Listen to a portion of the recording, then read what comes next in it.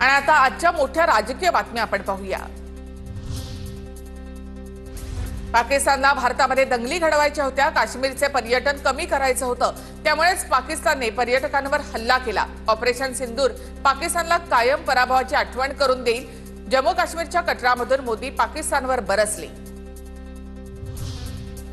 मिठी नदी गैरव्यवहार प्रकरणामध्ये 11 तासांपासून अभिनेता डिनो मोरियाच्या घरी ईडीची झाडाझडती। सकाळी 7 वाजता ईडीच्या पथकाची डिनो मोरियाच्या वांद्र्यातल्या घरी धाड।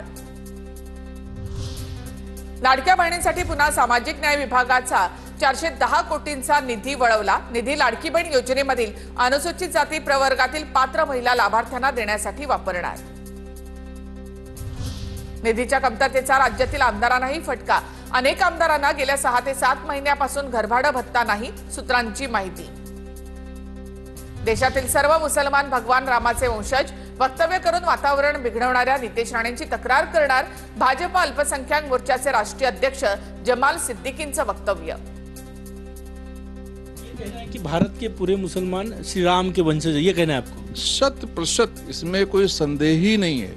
आप अगर जाकर देखेंगे, अपनी जड़ों को खोदेंगे तो ये पाएंगे कि भारत में रहने वाले सारे मुसलमान वो भगवान श्री राम के वंशज हैं, और इस पर हमें गर्व करना चाहिए कि हम भगवान श्री राम के वंशज हैं।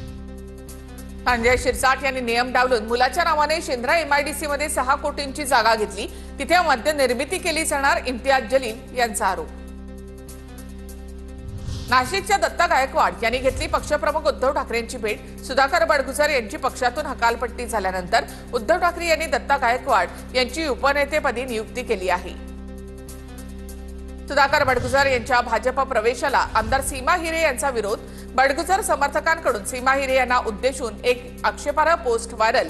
अंबड पोलीस ठाण्यामध्ये तिघांच्या विरोधात गुन्हा दाखल। अहिल्यानगरमध्ये उद्या शिंदेंच्या शिवसेनेचा मेळावा।